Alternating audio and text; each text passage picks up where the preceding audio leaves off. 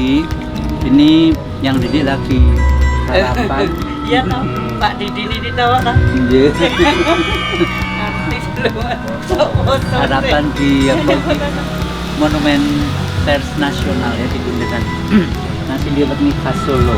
Nasi liwet ibu siapa nih? Ini kan Bu Amin. Bu Amin. Iya. Nasi Bu liwet. Amin. Ini kita sebentar lagi mau berangkat ke Candi Suko untuk melanjutkan syuting. Sekarang sarapan dulu sayang. Ini khas Solo itu nasi liwet. Ini ketan ya Bu? Iya ketan. Iya. Nanti ya. Iya.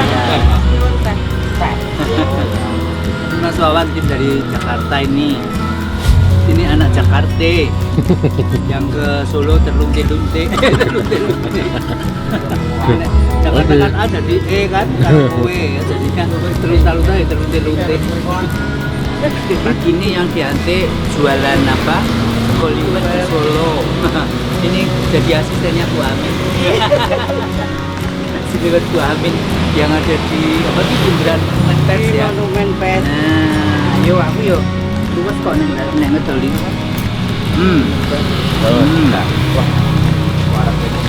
Lawe apa guys? Lawe apa guys? Siapa yang mau tambah kita jualannya? Mau ya? Tambah ya? Dikit guys nih. Mau aku sing dodoli lho ki. Nah, niki anu ngangge napa? Di sayur. Oh, iku didahar lho iki. Awas ora didahar. Nih, tak kei anu, tak kei lombok sing melirik gede ya. Nah, lombok yatam. Wis luwes to iki dolan. Lawe napa niki? Telur aja nggih. Tak kei ndok. Musuhan. Oh iki wae iki apa iki? Iki kuati. Hati niku. Oh nggih. Ini nanti didahar ya sama Ati. Sing ngedoli aku loh. Kumutnya pakai. Oh itu. Ini apa namanya? Kumut. Kumut. Nah, ini namanya kumut. Ini damelnya saking apa Bu? Kumut ini kan apa? Santan. Santan. Ini namanya kumut. Terus telur kuning ini telur dadar. Ini telur dadar. Telur dadar. Nah, itu ya. Ini semene. Nah, iki sego liwet madein yang di NT. Hai guys, sekarang kita mau melanjutkan perjalanan kok pelajaran ke Candi Suko ya. Semoga nanti di sana kita bisa vlog lagi ya. Yuk dadah.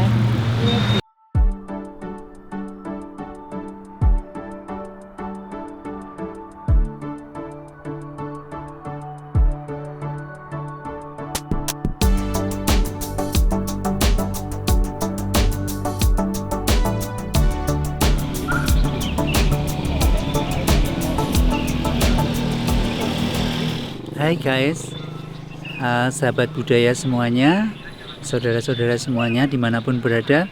Pagi hari ini saya sudah sampai di Candi Suko dengan tim karena kita mau syuting di sini. Saya mau explore Candi Suko.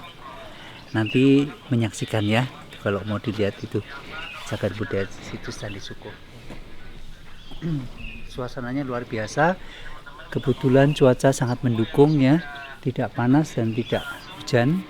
Mudah-mudahan nanti syuting dapat berjalan dengan lancar. Kasih.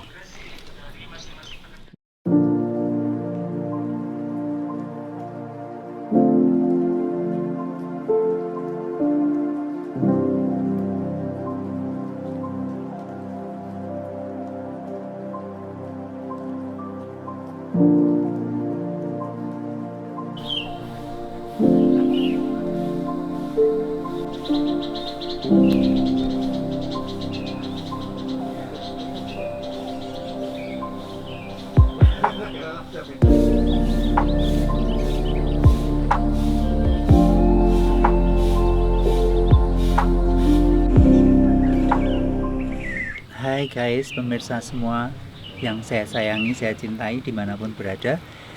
Pagi ini saya sudah sampai di Candi Suko. dan saya bertemu dengan salah satu pengampu di sini, Bapak siapa? Pak? Wahyu Kristanto. Pak Wahyu Kristanto nanti yang akan menjelaskan tentang Candi Suko ini supaya Eyang tidak salah ya, karena Eyang walaupun tahu kan hanya baca dari buku-buku, tapi kalau Pak Wahyu pasti akan lebih pengetahuannya lebih dalam dari Eyang ya. Jadi ini Candi Suko yang kalian sering lihat di foto-foto ataupun di Instagram yang lain ataupun di sosial media. Jadi pagi ini yang mau menari di sini, sebelumnya yang mau tanya-tanya tentang Candi Suko ke Pak Wahyu. Monggo Pak Wahyu. Iya. Jadi ini sangat menarik ya, ketika kita menemui sebuah karya adiluhung masa lalu yang kita sebut, kita kenal dengan Candi Suko. Jadi ini merupakan sebuah karya di mana ada suatu masa transisi ya, ketika Hindu Buddha sudah akan mengalami masa kemunduran karena sudah ada pengaruh masuk asing yaitu budaya Islam. Namun masyarakat di sini pada waktu itu masih menganut agama Hindu dan kemudian ingin kembali ke tradisi lokal. Nah, ke tradisi lokal artinya sebelum pengaruh Hindu kan masyarakat kita sudah memiliki budaya, maka terciptalah bangunan ini. Jadi bangunan Hindu tetapi di dalam konsepnya itu masyarakatnya masih menggunakan masyarakat yang tradisi yang sebelumnya. Berarti sebenarnya masyarakat kita dari dulu sudah berbudaya sebenarnya ya. Iya, Dan betul sekali. budayanya cukup tinggi sebenarnya ya kalau Iya. kita lihat peninggalan-peninggalannya. Iya. Jadi betul. itu guys yang harus kita bangga sebagai bangsa Indonesia, berbeda dengan negara lain karena kita punya peninggalan-peninggalan dari nenek moyang kita, budaya yang cukup tinggi. Iya. Betul. Iya. Ya. Jadi di sini adalah satu hal yang menarik lagi bahwa Candi Suko ini diperuntukkan untuk melepaskan energi negatif ya, menuju energi yang positif atau dalam bahasa Jawanya ngeruat begitu. Oh berarti ngeruat itu malah di sini ya untuk Iya, ruatan. betul Jadi sekali. candi ini bisa dikatakan candi ruat ya. Ya untuk aktivitas, Aktivitas ruatan. ya untuk melepaskan itu tadi. Jadi ini tradisi ngeruat ini adalah tradisi sebelum mengenal pengaruh Hindu Buddha, masyarakat kita sudah mengenal itu. Oh berarti sebelum masuknya Hindu Buddha ya? Betul sekali. Jadi makanya mengapa hal ini bisa terjadi karena seperti saya disampaikan bahwa masyarakat kita ingin kembali kepada tradisi lokalnya pada waktu itu. Antara lain ruatan itu Iya, ya. antara lain ruat menikah. Apakah sekarang masih sering ada acara ruatan di sini? Masih. Ya? Jadi artinya sebagian besar masyarakat Jawa atau mungkin dari masyarakat di luar Jawa yang ada di sini datang ke Candi Suko untuk melaksanakan ritual-ritual tentang ruat itu masih ada. Oh iya. Itu menarik sekali. Itu yang perlu kita lestarikan ya. Iya. Lalu kemudian kan di sini kan ada itu ada tulisan. Iya, betul. Aduh, Jadi kami mohon ya kepada masyarakat supaya tetap menghargailah warisan budaya kita dengan Iya. salah satu gampang ini tulisan vandalisme gitu ya.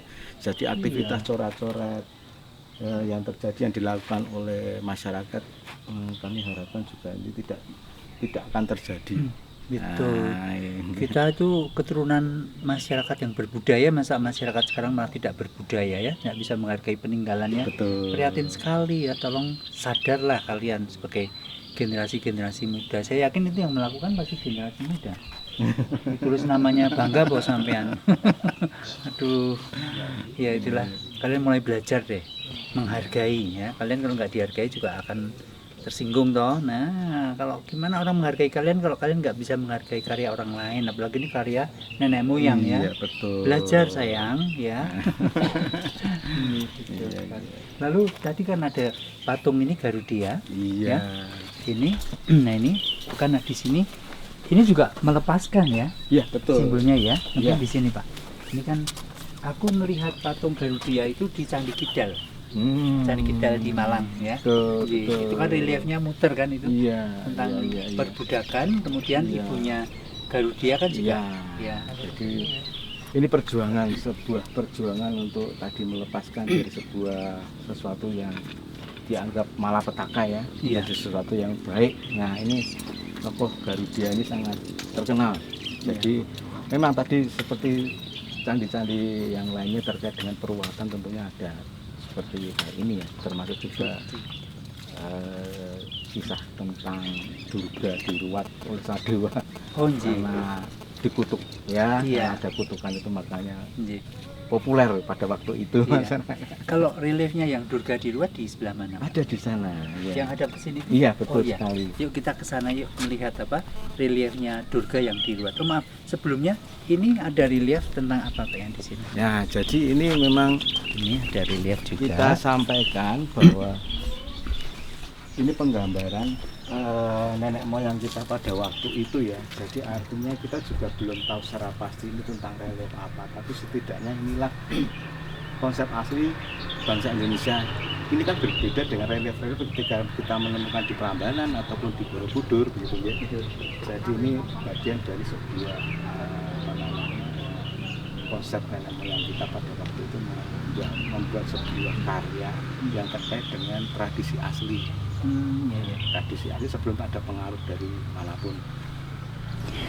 Pak Wahyu, ini kan ada nih ya relief seperti mukanya Punokawan ya, mirip ya. Seperti mirip, betul Nggih. sekali. Lalu ada instrumen musik apa bende ya itu ya? Ya, nggih. bende. Ya. Jadi memang kalau kita menganalogikan ke masa sekarang pun, jadi kaitannya dengan ritual itu pasti ada bunyi-bunyian ya. Jadi bunyi-bunyian seperti yang ditampilkan di sini adalah salah satu contoh yang sudah dikenal oleh nenek moyang kita pada waktu itu. Sebelum Hindu Buddha masuk Buddha ya. pun juga sudah mengenal tentunya ya. Jadi ada kaitan antara bunyi-bunyian dan tentunya juga aktivitas tari. Ya, jadi tari itu juga mengiringi kaitannya dengan suatu ritual. Gitu ya. Di mana di candi, artinya di masyarakat pada waktu itu ketika melaksanakan aktivitas tentunya tidak jauh Dengan tari ya. dengan tari dengan bunyi-bunyian yang bisa menghantarkan suatu proses ritual itu. Itu saya rasa di semua candi kok ya. Iya. Ada candi-candi kan mesti pose-pose apa ada justru ada relief penari juga ya. Betul, betul sekali. Kalau di sini ada relief penari nggak Pak di sini? Kalau relief tentang khusus yang mengadegan terkait dengan tari memang tidak tampak ya, tetapi setidaknya dengan apa yang ditampilkan kayak posisi yang ada di situ orang seperti ini kan jelas mungkin bagian dari sebuah ekspresi tari. Lalu kalau di sebelah ini kan senjata nih kan Iya. Nah ini. Ini kan apa? Betul sekali. Ini kayak ada tombak. Iya. Ada sosok. Ini sosok kita sebut sosok karena kita belum tahu secara pasti. Ini siapa? Tapi yang jelas ini ada sosok yang sedang memegang tombak. Sebuah alat. Kan mengingatkan kalau misalnya ada ritual itu pasti ada atau apa senjata-senjata yang dimunculkan ya, gitu kan. Seperti kalau suran itu kan masih apa nyepuh ini. Kemudian ini Pak yang tadi sempat disinggung bahwa candi ini itu kan ibaratnya tongkat yang mengaduk ya tadi itu Pak, lautan itu samudera. Jadi kita ibaratkan seperti itu ya. Jadi makanya terus di sini kita juga mengenal ada makhluk air yang disimbolkan dengan kura-kura, makhluk yang terkait dengan kehidupan di dunia samudera dan juga kaitannya ini adalah lautan apa namanya candi induknya sendiri. Candi Sukuh ini juga kaitannya nanti dengan tongkat yang mengaduk sebuah samudera itu. Oh gitu ya. Tapi yang jelas yang perlu kita tekankan di sini bahwa kita bangsa Indonesia itu sudah mengenal banyak hal dari sisi kepercayaan kepada sesuatu yang di luar kemampuan kita. Kemudian dari sisi bagaimana masyarakat dulu guyup rukun. Guyup rukun artinya tanpa guyup rukun mereka tidak akan bisa membangun bangunan yang sehebat ini. Kemudian ada satu lagi, ada sisi yang lebih penting lagi, adanya penyatuan atau adanya kaitannya antara hubungan manusia dengan yang di atas, manusia dengan sesama, dan manusia dengan alam. Nah, tiga hal ini yang penting. Itu yang harus diketahui bahwa sebelum masuknya agama Hindu dan Buddha ya, itu masyarakat yang ada di Nusantara lah, kan belum punya Indonesia waktu itu kan. Itu kita sudah punya tatanan dan yang itu tadi yang sudah saya singgung bahwa budaya kita itu sebenarnya sudah tinggi. Jadi ini peninggalan budaya nenek moyang kita yang tidak dipunyai oleh bangsa lain ya. Itu Indonesia sekarang ini, dulu masih Nusantara. Jadi itu yang harus disadari dan harus dipelajari sehingga kita bangga sebagai bangsa yang besar, keturunan dari nenek moyang yang sudah beradab dan berbudaya. Ingat itu ya. Sekarang kalau kita mau belajar tentang budaya, ya ini kok kebalik-balik. Padahal nenek moyang kita dulu sudah berbudaya tinggi ya. Betul sekali. Nah, ya. sekarang malah kita lagi mau belajar membudayakan. Ya. Oke guys, anak milenial ya, kita harus mulai belajar hal itu. Ya. Mungkin kita ke sana Pak Iya, Wahyu, ini ke menarik masalah sekali di sana. Durgoruat ya. Iya, ya, Yuk mari, guys, kita mari. pindah lagi yuk. Mana? Ya, jadi kita awali sebenarnya ini ceritanya nih berkaitan, tapi yang paling ini yang cerita Bima ini yang terpisah. Oh ini ya? Ya, Ini ceritanya Bima dengan ini Bima sedang berperang melawan raksasanya Kurawa. Jadi dulu ada pertempuran antara Pendawa dan Kurawa. Ya, kemudian Pendawa sempat kalah. ya. Tapi sekembalinya Nakula Sadewa, dimana ada Bima juga berperang, akhirnya bisa mengalahkan raksasanya yang utusannya Kurawa itu. Dari Kurawa. Oh, iya. iya. Jadi Ini kalau di Mahabharata episode yang mana ya Pak ya? ya ini kaitannya dengan episode yang Bima mengalahkan apa namanya raksasa itu. Oh, iya betul. Itu. Ini terbang atau gimana nih ceritanya ya? Ya diangkat terus diangkat, ditusuk. Wah, Oh, pakai keris kuku. ya. Ini pakai apa tuh? Pakai keris ya Iya, senjatanya? pakai senjatanya itu. Ji. Oh gitu ya. Ini ada tulisannya ya? Iya, sebenarnya betul ya? sekali. Oh, mungkin ini nanti perlu difoto detail ya, nanti kita ini Bapak bisa baca tulisannya artinya. Kalau secara tulisannya kami agak kesulitan juga karena ini memang kaitannya dengan tulisan yang sudah tidak bisa kita ketahui sekarang. Tetapi untuk ahli-ahli tertentu, ahli epigrafi kemungkinan masih bisa membacanya. Nanti Pak Manu nanti minta tolong mungkin yang bisa membaca prasasti itu ya. Nanti Bisa. ada. Jadi ini terpisah ya sebenarnya. Ya. Ini terpisah. Kemudian yang ini. Kemudian yang pertama kali ini adalah kisah tentang. Nah ini yang sebelah sana malahan. Oh yang sana. Ya. Yang relief yang paling pojok sih. Yang sini barat ya. Nih ya. Sebentar ini Nah yang ini. Jadi kalau kita bisa jelaskan ini adalah Dewi Durga yang pada waktu itu dikutuk oleh Dewa Siwa. Dewi Durga ini ya. Iya. Kemudian ini adalah Sadewa. Ini Sadewa. Tokoh Sadewa ini tidak mau membantu Dewi Durga untuk melepaskan kutuk. Pertama kali diikat oleh Dewi Durga. Ini diikat. Iya. Jadi karena dia tidak mau, kemudian diikat. Nah, kemudian kita ke relief yang ini. Durga minta bantuan kepada Dewi Kunti untuk membujuk Sadewa supaya ini Durga. Ini Dewi Kunti, ini Sadewa. Oh, ini Sadewa. Maaf, ini Dewi Durga. Kunti. Oh, ini Dewi Kunti. Dewi Kunti, ini Sadewa. Nah. Oh, iya. Kebalik ya, Ini benar kok tadi Durga ya. Ini sepertinya Bukan ya. Durga, Dewi Kunti. Ini Dewi Kunti. Dewi Kunti ini mau Durganya. Sadewa, bukan memohon Sadewa membujuk supaya mau membantu melepaskan meruat Durga. Iya, Durga. Tuh. Iya. Nah, kemudian ini ada kaitannya dengan kebetulan ini maaf ini ketika pertemuan antara Dewi Durga dengan Kunti. Dengan Kunti. Iya. Ini Dewi Kunti bertemu dengan mohon maaf ini Sadewa ya. Jadi ini Sadewanya yang membujuk itu, minta itu untuk membantu. Ya. Ini jelas sekali di sini. Nah, kemudian yang dari sebelah sana itu kaitannya setelah Durga berhasil diruat. Nah, ini setelah diruat seperti ini. Nah, ini Durga setelah berhasil diruat dan kemudian yang relief sana itu tadi Sadewa diberi hadiah putri seorang pertapa karena berhasil meruat Dewi Durga. Oh, iya. Jadi yang ini siapa nih? Ini adalah tokoh Punokawan. Ada tokoh Punakawan, Ini kok ini ada tokoh apa namanya Sadewa itu tadi yang telah berhasil gitu ya. meruat Durga. Dewi Durga. Durga memang ini wajahnya wajah raksasa. Iya, wajahnya masih wajah yang menyeramkan, tapi secara apa namanya secara hakiki sudah berhasil diruat ya oleh Sadewa.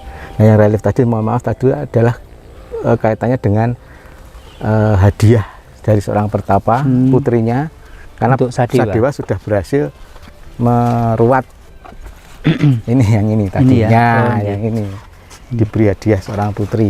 Diberi hadiah putri. Ini putrinya Ya, diberikan hadiah oleh pertapa kepada Sadewa. Sadewa yang telah berhasil meruat Iya, iya. itu tadi. Jadi di sini isinya cuma itu ya, relief ini, Nggih. kemudian yang ada di sana. Nah, kalau nggak salah bentuk Candi Suko itu mirip dengan yang ada di Peru ya, seperti piramid gitu ya. Ya, ini menarik karena ini adalah kontinuitas atau sesuatu yang tidak pernah putus dari masa prehistori sampai masa Candi Suko ini. Prehistori itu terjadi dengan apa? Yang pertama, secara struktur ini adalah bangunan teras berundak. Itu bangunan yang sudah dikenal ketika masa sebelum Hindu-Buddha, masyarakat pada waktu itu juga sudah mengenal ini, dan yang paling belakang itu adalah halaman yang paling suci. Yang di sini nih yang kita sekarang ada ini adalah halaman yang paling suci, maka dibangunlah bangunan Candi Suko. Nah, bangunan kok hampir mirip dengan bangunan-bangunan yang dikatakanlah piramida atau bagaimana itu kan. Kalau kita kembali ke sebuah konsep sebelum mengenal Hindu-Buddha masa prehistorik, itu adalah sesuatu bangunan yang sifatnya universal. Seluruh dunia mengenal bangunan bentuknya seperti yang mengerucut itu ya, seperti iya. piramid.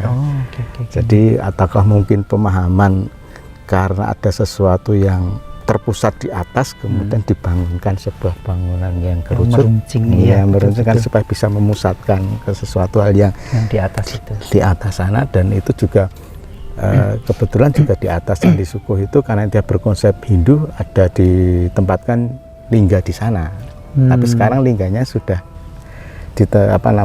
berada di Museum Nasional karena sangat unik dan langka sekali. Lingganya ya? Iya, lingganya. Oke. Dari Candi Suko ya. Ya, mungkin itu ya Pak ya. Kalau itu Garudia ya, ya, Garudia. Yang kepalanya nggak ada ya? Betul, kepalanya ketika ditemukan sudah tidak ada, dan itu juga merupakan tokoh yang sangat penting. Artinya memang sebuah perjuangan seorang anak kepada baktinya kepada ibunya, ibunya Winata untuk melepaskan dari perbudakan. Iya. Dan kemudian terkait dengan masa sekarang, Garuda inilah menjadi sebuah lambang negara kita. Betul ya. Jadi memang Pak Karno dulu sudah terinspirasi dari relief candi ya. Iya, jadi Garuda, lambang Garuda kita sekarang itu asal ya. Pemahamannya nilainya betul sangat tinggi, dari masa lalu sudah merupakan sebuah konsep yang sangat bagus. Iya, betul. Nah, itu yang harus dipahami. Hatur nuwun, Pak.